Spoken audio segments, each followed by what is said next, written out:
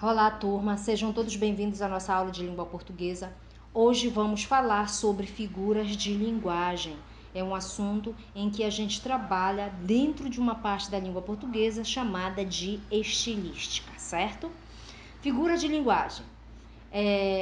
Elas utilizam sons, palavras, estruturas e ideias de modo incomum, com o objetivo de criar um efeito inesperado e assim obter maior expressividade na linguagem. Então, as figuras de linguagem, elas são recursos estilísticos usados para dar maior ênfase à comunicação e tornar essa comunicação mais bonita. Por isso, elas são um tipo de artifício bastante utilizado nos poemas, tá? Por conta desse efeito inesperado que ela apresenta na linguagem, tá? E também essa expressividade que ela apresenta.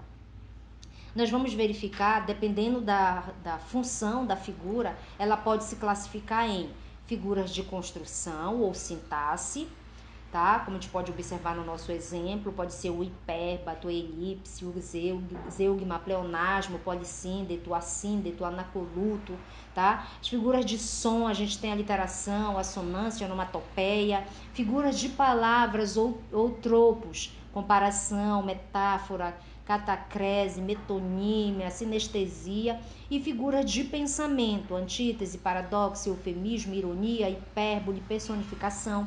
Então, nós temos 4 tipos de figuras de linguagem. Então, a nossa aula ela vai se pautar em 2 partes. Nós vamos estudar primeiro as figuras de som e as figuras de sintaxe. E numa próxima aula, nós vamos concluir com as figuras de palavra e as figuras de pensamento. Lembrando que nós não vamos estudar todas essas figuras. Nós vamos estudar a mais importante para esse nível de estudo, certo? Vamos começar com as figuras de som. As figuras de som são aquelas que vão explorar o som. E nós vamos iniciar pela aliteração, que é uma figura de som. E ela consiste na repetição de consoantes como recurso para a intensificação do ritmo ou como efeito sonoro significativo. Vejamos o exemplo. Nós temos 3 pratos de trigo para 3 tigres tristes. A gente observa a repetição da consoante T. E essa repetição, ela causa um efeito sonoro, certo? Olha, o rato roeu a roupa do rei de Roma. Repetição da consoante R.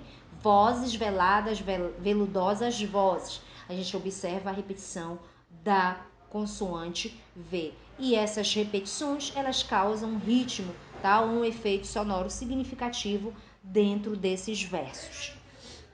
A outra figura de linguagem sonora seria a onomatopeia. Ela consiste na imitação do som ou da voz natural dos seres, tá certo? Então, a onomatopeia é a repetição pode ser de som, da imitação de um som, seja de voz natural ou seja de algum ser. Por exemplo, o cri-cri do grilo, né? O coachar do sapo, o tic-tac do relógio. Então, isso são onomatopeias. E essas onomatopeias, a gente verifica muito elas dentro das historinhas em quadrinhos. Elas são bastante utilizadas e elas podem vir tanto dentro do balão quanto fora do balão, como a gente pode observar aí nas nossas imagens, algumas onomatopeias que são representações que exploram, na verdade, o som, certo? Agora nós vamos falar de algumas figuras de sintaxe, ou também conhecida como figuras de construção. Esse tipo de figura, ele vai explorar a estrutura da frase. A primeira seria a anáfora. A anáfora é a repetição enfática de uma ou mais palavras no início de frase ou de versos. Exemplo, se eu amasse, se eu chorasse, se eu perdoasse. Então a gente observa uma repetição, tá? De mais de uma palavra, que seria o se eu, que está em destaque, uma repetição enfática, tá? No início do verso. Então, neste caso, nós temos uma anáfora, certo? A próxima seria a elipse. A elipse é a supressão de um termo facilmente subentendido com base no contexto. Então, a elipse é aquele termo que não aparece dentro do contexto, porém é possível você determinar, ele fica subentendido com base no contexto. Exemplo, estávamos felizes com o resultado dos exames. A gente observa que que tem um termo subentendido aí, que seria nós, tá certo? Então, é por isso que quando a gente estuda tipo de sujeito, o sujeito oculto, ele é classificado como sujeito elíptico. Por quê? Porque é um sujeito que não aparece, porém você consegue determinar através da conjugação do verbo. Foi o que aconteceu com a gente para tentar descobrir qual foi o termo que foi omitido, tá certo? E que estava subentendido. Então, nós conseguimos identificar através da conjugação do verbo estávamos.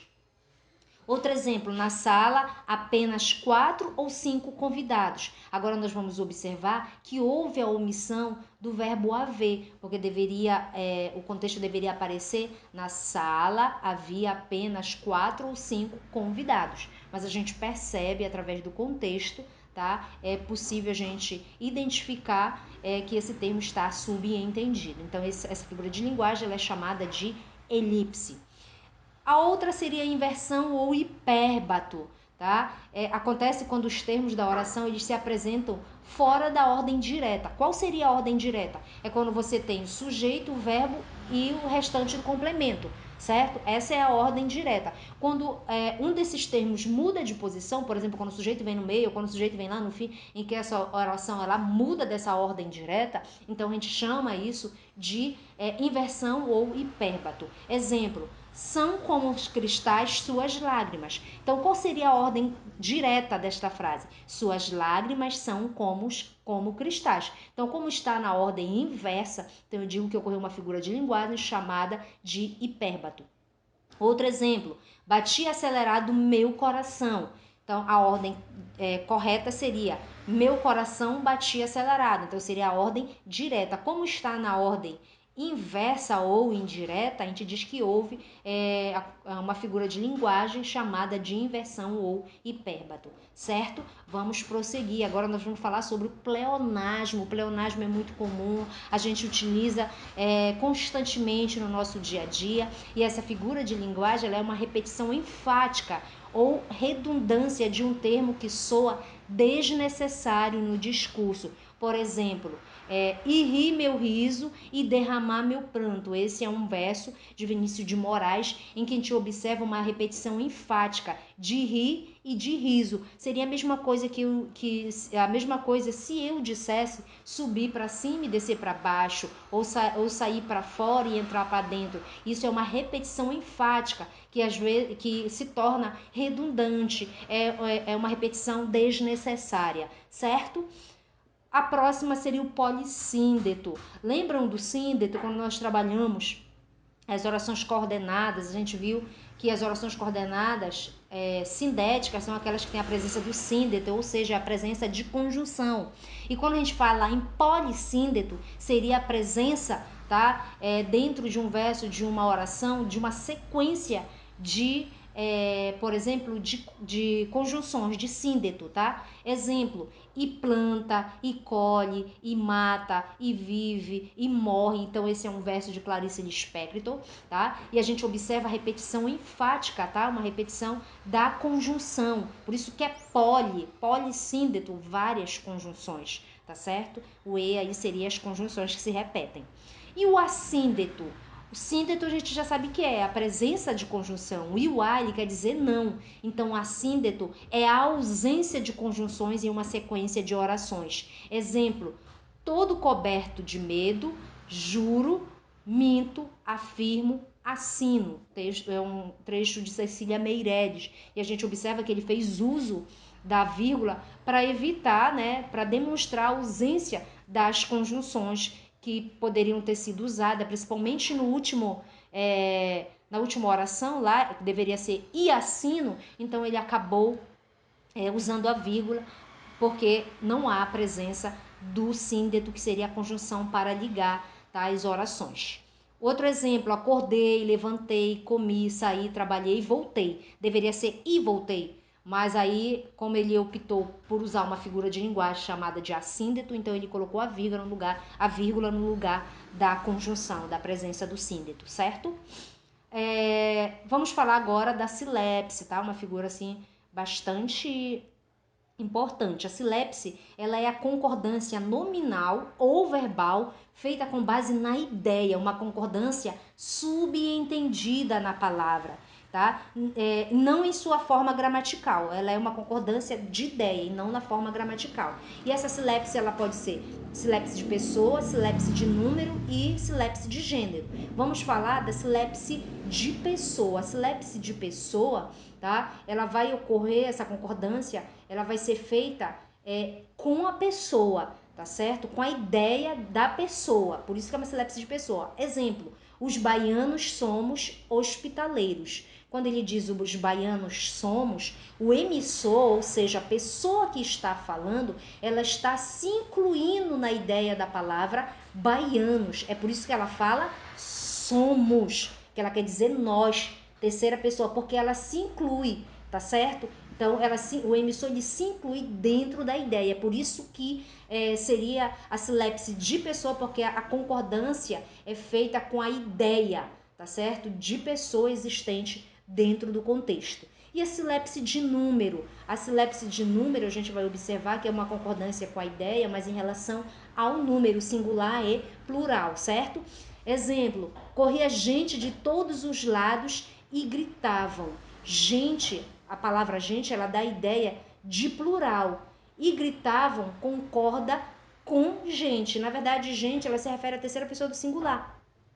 E neste caso, ele põe no plural, como se fosse eles, porque a palavra gente, ela dá a ideia de muitas pessoas, certo? Por isso que é silepse de número, tá? Porque aí você utiliza a questão do singular e plural. E a silepse de gênero, a gente está se referindo a masculino e feminino, certo? Então, a gente tem lá, Vossa Excelência é pouco conhecido. Então, a concordância de gênero é feito com a ideia, porque ele vai concordar com a pessoa representada pelo pronome. Ele não fez a concordância com o pronome Vossa Excelência, que ele deveria ter dito Vossa Excelência é pouco conhecida. Ele fez concordância com a pessoa representada por este pronome. E provavelmente é do sexo, é do gênero masculino, certo? Por isso que ele falou conhecido. Ok? Eu espero que vocês tenham compreendido aí esse nosso estudo, essa nossa introdução ao estudo sobre as figuras de linguagem. Na próxima aula a gente continua com essa sequência de estudo. Obrigada, bons estudos e até a próxima!